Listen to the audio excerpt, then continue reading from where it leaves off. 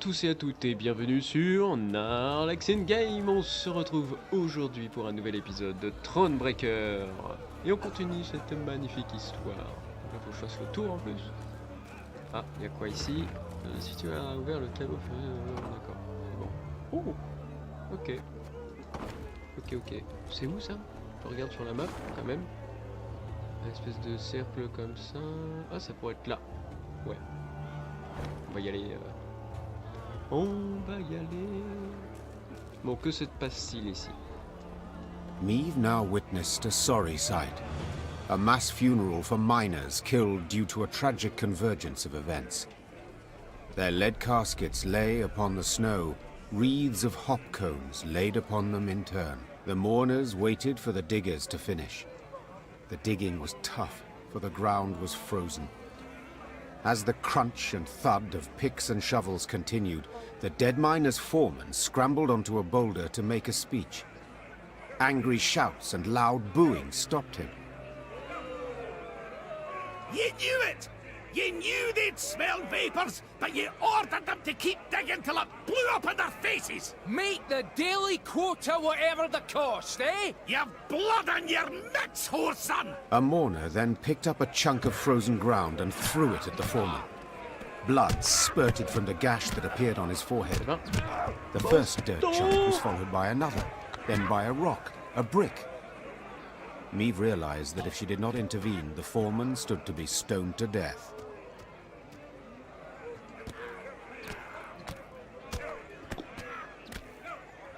Meave resolved not to meddle in dwarven affairs.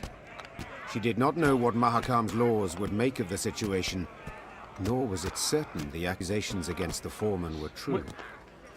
She spurred her horse and led her force away, quickly leaving the cemetery and the turmoil behind. Je m'en fous. Voilà. Je refasse le tour. Dommage que ça, je peux pas. C'est pas des trésors, hein, c'est des cadavres.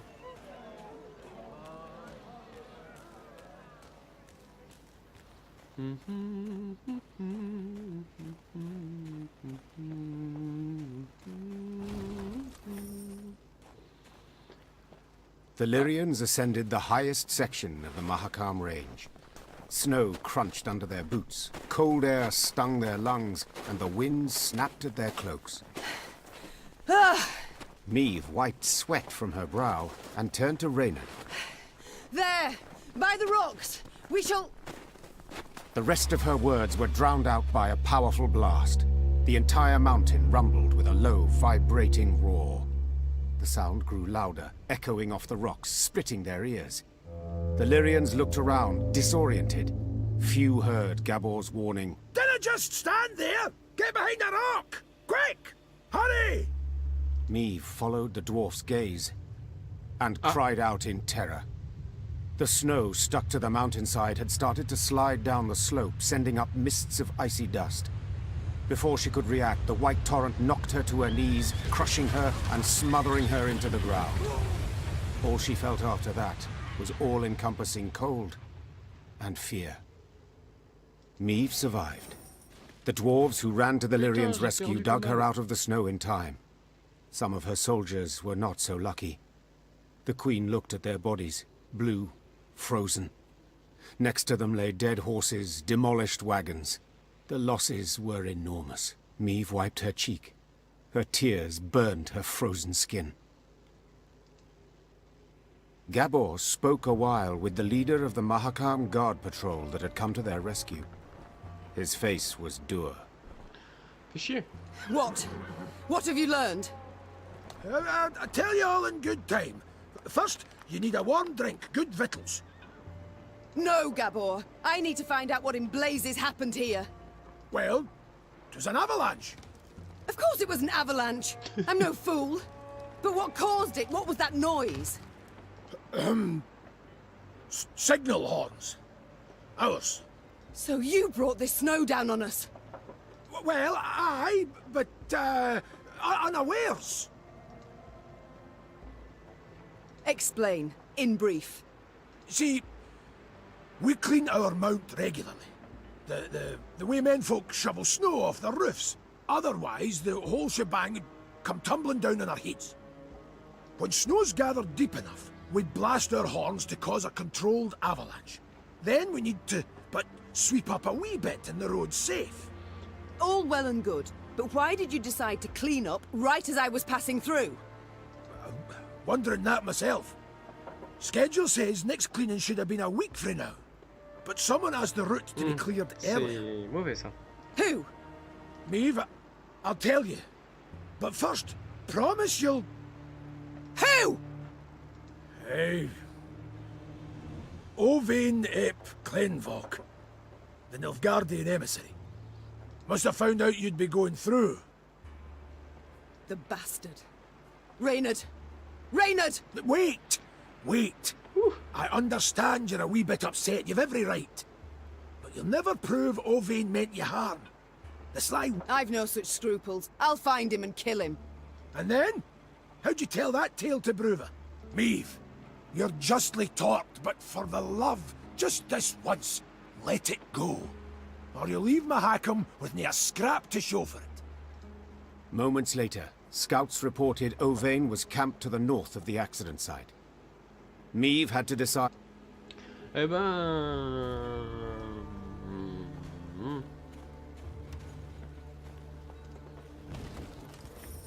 By the elder's sideburns, I'd no notion anyone was in the Vale. There, milady. whispered one of the scouts. Left of the path. Maeve squinted. The Nilfgaardians had taken shelter from the falling snow under a rocky outcropping. The smell of roasting meat wafted from their campfire, and echoes of laughter could be heard. Putain, les salauds. The black-clad soldiers had reason to celebrate. Mais... They had just decimated Maeve's company without even drawing their weapons. Maeve's gaze caught something else. A metal container into which the Nilfgaardians tossed bones once they'd been gnawed clean. It looked strangely familiar. Only after a moment did the Queen understand it was an overturned Lyrian helmet dug out of the snowy grave of one of her men. The whoresons. Maeve hissed. They'll pay for this. Maeve! Asking you last time, keep a cool head. Whispered Gabor. You want vengeance? I get it. But think of the cost. If so much as a hair gets plucked from Owain's head, Bruver will never forgive you. And you can kiss any hope of aid goodbye. Silence followed, finally to be broken by one of the scouts. Milady, what's the order? Do we attack? No. Said the Queen after long deliberation. But milady, they... I know what they did. And that I shall never forget nor forgive. Said Maeve, placing a hand on her scout's shoulder. But breaking Dwarven law only plays into the Nilfgaardians' hand, causing us to lose allies and our chance for victory. Maeve brushed the snow from her trousers and straightened her spine. Avenge our comrades we shall. Not here, but in the fields of Lyria and Rivia. The Lyrians resumed their march with heavy, beleaguered steps. Their path still piled high with the snow brought down by the Nilfgaardians.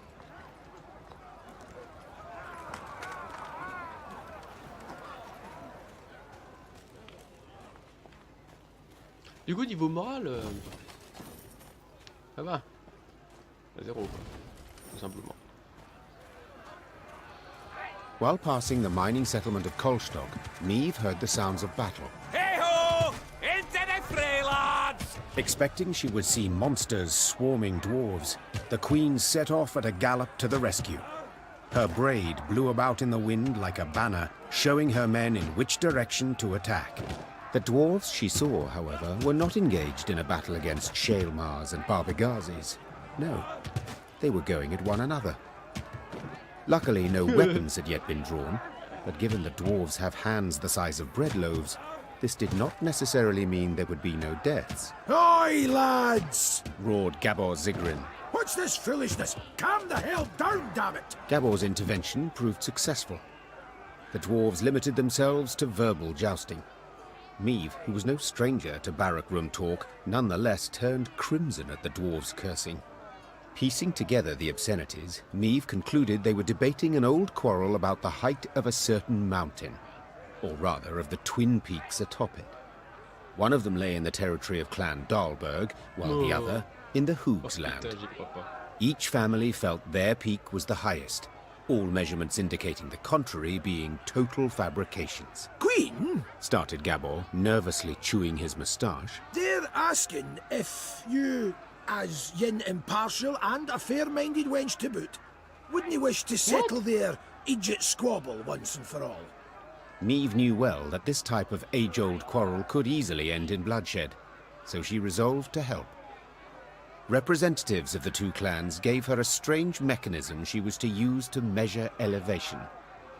All that was left was for the Queen to button her coat up to the neck and scale the twin peaks. Time to end this delicate feud, once and for all.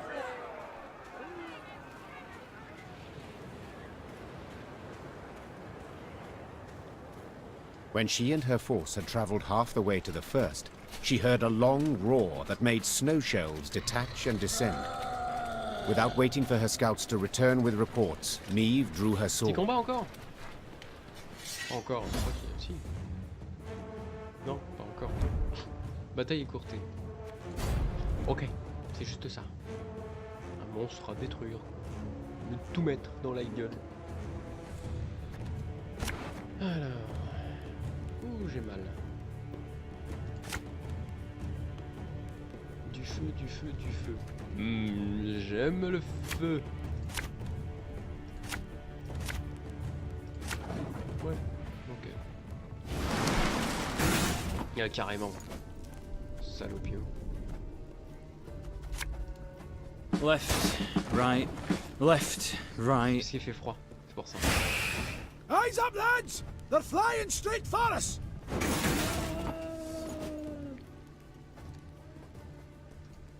You could try to win them all, but you won't. It's not too late to walk away.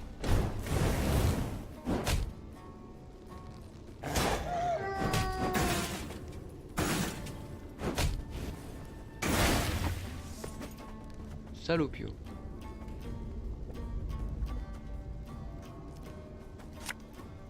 Putain, ça va très un peu.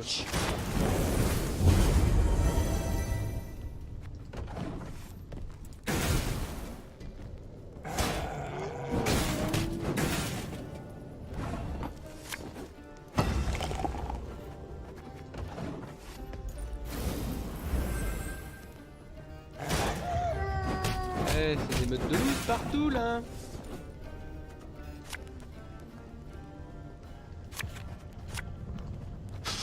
I smell a leak. On m'a tout cramé.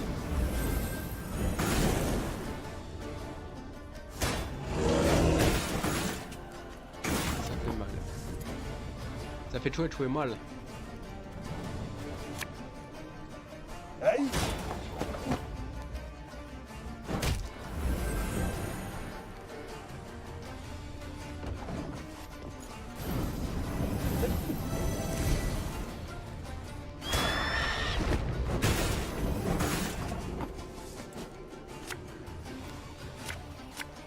Quick and painful this'll be.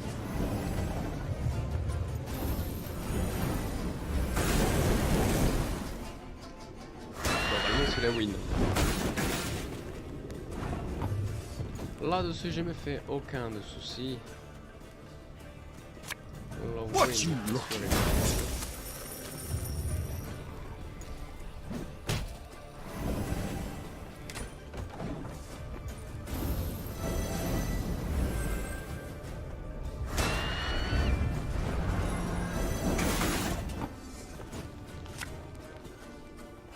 We got a job to do.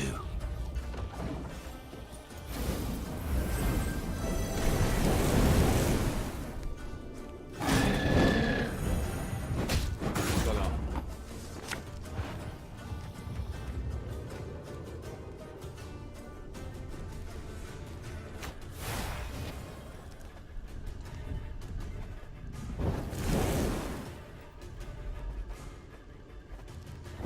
Non, c'est pas ce que je voulais faire. C'est pas du tout ce que je voulais faire. C'est pas grave, j'ai gagné, mais t'es chiant. Take those measurements façon, and let's voilà, be ça gone servira à from rien. this place. Service strictement à The rien. Lyrians managed to repel the monsters and reach both peaks. Upon each, Meve ordered her men to take the measurements. While waiting, she admired the breathtaking view of the Mahakaman Massif. The dwarven contraption left no room for doubt. The peak within the Dahlberg clan territory was 2 feet higher than that within Hoog territory. Gabor was clearly displeased with the results. Oh, damn it all! I'd hoped you'd prove Bruver's clan was in the right. He'd have been content to see the Dahlbergs knocked down a peg or two, and, possibly, he'd have been more inclined to help you, said the dwarf in frustration. Then, after a pause, he added, although only you saw what the device showed, Queen. Perhaps you could, recalibrate the results a wee bit?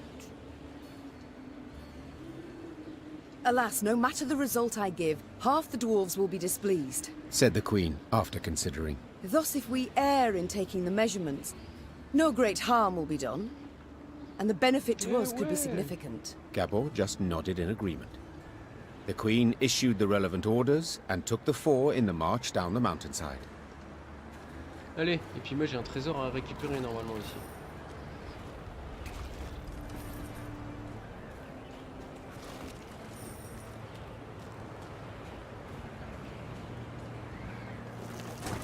Oh, magnifique trésor. Hein? Ah, c'est dans le jeu directement. Et voilà.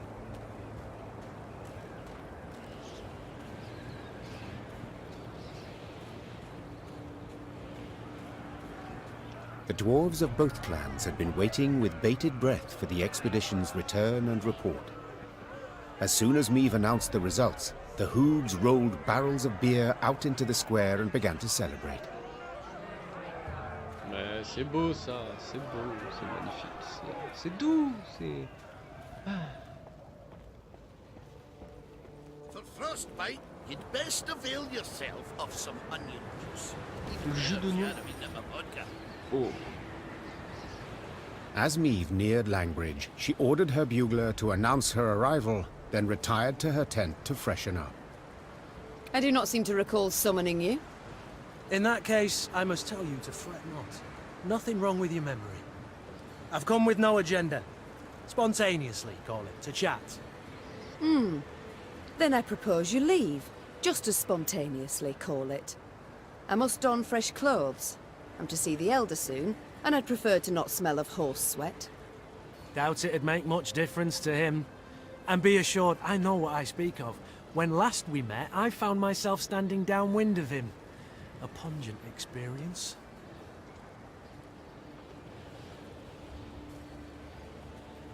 Well, you were saved the experience of his breath. So pungent I thought I might faint. Well, to revive you, pinch you awake, I'm sure would be quite a pleasure. Gascon, I beg your pardon. Ugh, I shall have nightmares now. Not tonight. For I fear you might not sleep at all. You see, there's something you ought to know. And decidedly before you meet with Bruver. The sites we cleared of beasts, I ferreted a bit. Noted something peculiar. Any notion what it was? None. The monumental dwarven architecture, perhaps? Bones, my dear Meve. Dwarven bones. Now, guess what I found on them? Wait, don't dare give me any hints. Of course. After all, they'd been gnawed clean of all flesh by monsters, incidentally making it quite easy to spot other markings. Ones made by axes and swords. Oh merde. To be certain, I showed the bones to our medics, and they confirmed my conclusion. Meaning what? That the entire clan, the Fuchses, did not perish due to an invasion of beasts from the depths. The monsters merely ate the bodies and occupied empty homes. Now, I shared my discovery with Gabor, and guess what he did? He panicked. He started to squirm, babble nonsense. I wager my right arm, he's hiding something. blast. Overly eager to aid us from the start he was. I might have sensed something.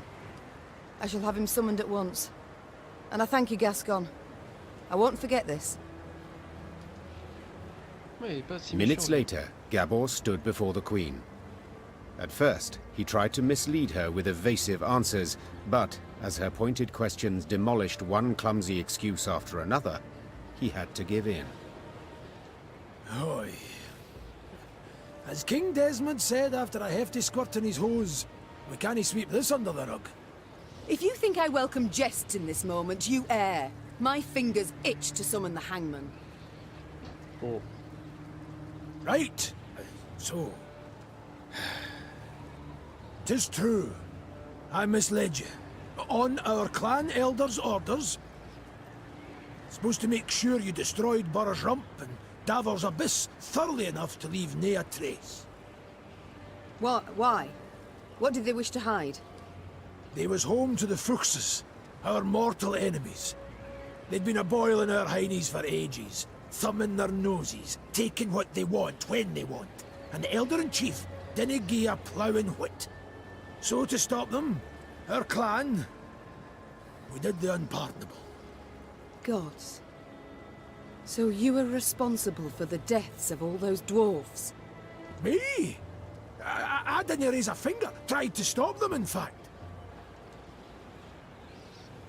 No witnesses survived, meaning you must have murdered the entire clan. How? Queen, you sure you... I am. And you should be sure to answer in full, omitting no detail. Oh.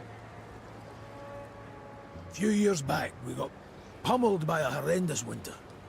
Stone-breaking frosts, whiteout storms, avalanches. Made travelling a painful form of suicide. Hunger drove beasts out of their dens. Pass was covered in the filth. Got to where they paced right outside the walls. Fuchses fought a hard, bloody fight to keep the critters out of Davor's Abyss. Lost near every axe-wielding dwarf they had. Only survivors had to winter at Burr's Rump. Our elders felt such an opportunity wouldn't knock again. After killing the town's meagre guard, they set fire to it and barricaded the gates. Bastards. How in the world did the truth go undiscovered? Once it were over, our dwarves opened the gates. Before they'd lit their pipes, starving beasts came crawling out of the pass. The stank of dead flesh were strong. Zigrins who came back from that never were the same. If you'd only gandered their gaze when they had us all take a vow of silence. And then... You invented that blarney about primeval monstrosities the Fuchses had awoken by mining too deep. Aye. But the elders worried Brewer would suspect something all the same. That's why they wanted you to destroy all the evidence. Repugnant. You claim not to have taken part, but neither did you do anything to stop the massacre. What was it to do exactly? The elders had decided. Nae a dwarf would listen to me. You might have informed the Elder-in-Chief. The guilty would have been punished. The guilty? You didn't ken Brewer. He'd punish the whole clan. Women, children. Nae Maeve. Queen. I'm begging you. He canna ever learn of this. Aye, I want a hack flame too when I think what the elders done. But t'other way it'd bring but more pain and death. C'est chaud quand même.